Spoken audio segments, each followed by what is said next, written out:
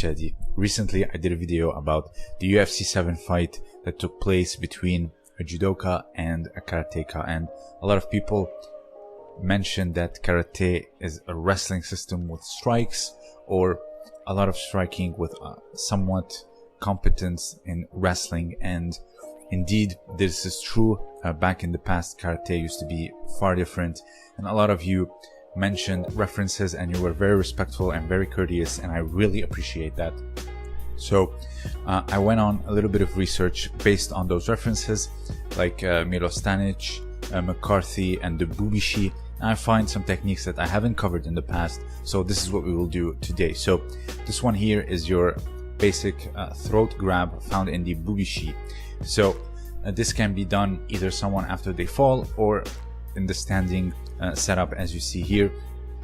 And of course I will link in the description all that you need to know about my research. So this one is clearly a grappling technique, and it can be done to subdue someone or even end their life. So this is a very dangerous technique. Of course you're not gonna see it in Olympic karate today.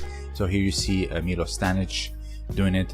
Of course it's very debatable if it's a throat grab or a throat thrust, but from all the reading material that there are, and even Milo Stanic says that from what he trained with Okinawan masters, it can be indeed done with the hair or grabbing the throat. Now this second one is very interesting. This is a very jiu-jitsu or old jiu-jitsu technique, and you're gonna see some reference linking it. So this one here is after you have fallen down.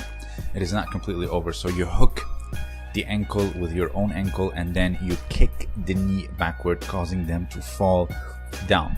I would say this is a very light form or a light variation of kani basami, a scissor takedown, because you are indeed scissoring the leg and taking them down. It's not a sutemi per se like the one you would see in old Kodokan judo, but it's done after someone had fallen down.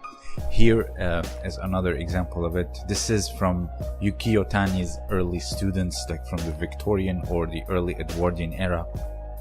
Here you see them doing it, where he was training the females to defend themselves using no strength, and even when they didn't have the advantage body-wise. Here you see she's hooking the ankle as she is stepping forward, and she's kicking the knee and then proceeds. Another technique is of course the arm lock, but you know, as anyone knows, Yuki Otani is a jiu-jitsuka, and we can see that this is very easily a grappling technique. So I don't mind to have a kanibasami like this, or a kanibasami that looks like this in this video. So here he does a kataguruma.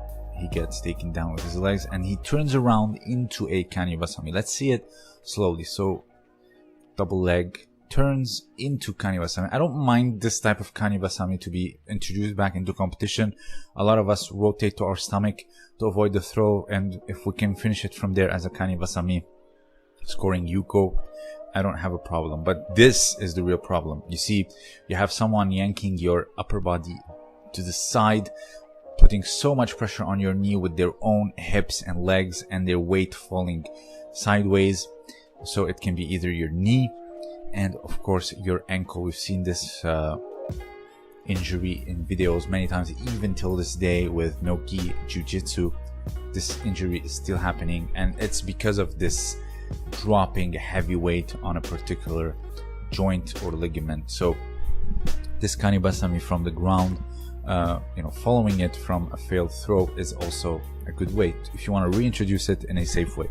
Now this one is from Milo Stanic himself. He says Okinawan teachers have taught him this, the rear naked choke, hada kajime.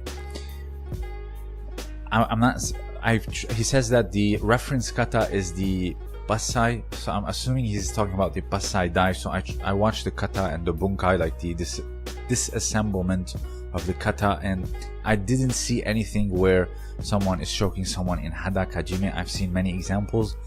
Maybe it's a different kata or a different variation of the kata. Again, I'm not a karateka, so if you have more information about this, I would welcome it. But I wouldn't say that he's lying or anything, because hada kajime can be found all around the world in any grappling setup where, you know, choking is allowed. So hadakajime, this is the basic form of it. Now you have where you palm your bicep and block the carotid arteries, but this is the basic form where you drive the forearm bone into the trachea and causing a choke, not a strangle. There's a big difference. So this is the main one. It looks very much like what Milos did in the photo. Now the next one is Sutemi Waza, which I was very pleased and surprised to find in the bubishi, of course.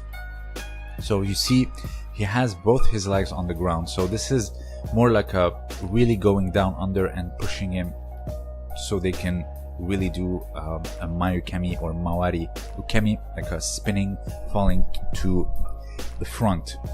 Or if they cannot fall down to the front properly as we are trained, it's gonna cause the opponent a lot of trouble. But this is not a tomoe nage. I'm sure someone has thought of putting the leg up, but this looks very much like you see in Koshiki no Kata or Kittoryu Jiu-Jitsu, as you see here. Really unbalancing someone and really throwing them forward. Here you see after a strike, you grip sleeve lapel kuzushi, dropping and doing a Sutemi Waza. Very similar, no leg needed if done correctly. Closest thing to it in today's Kodokan Gokyo is your Yoko Wakare. So here you see the kuzushi stepping to the side and from there doing it. There's many ways to do it, like Udegaishi is a form of Yoko Wakare. It's very dangerous. It's done only in Newaza in today's judo, but this is the basic form of Yoko Wakare. Here you can see it back in the day in the bubishi. So it's nice to see also Sutemi, not just, you know, your basic Osoto Otoshi, Ro Chigari, and Deashi Harai, like you see in a lot of these striking disciplines with a little bit of throwing techniques. It's nice to see Sutemi. It's nice to see these throat grabs, Hadakajime.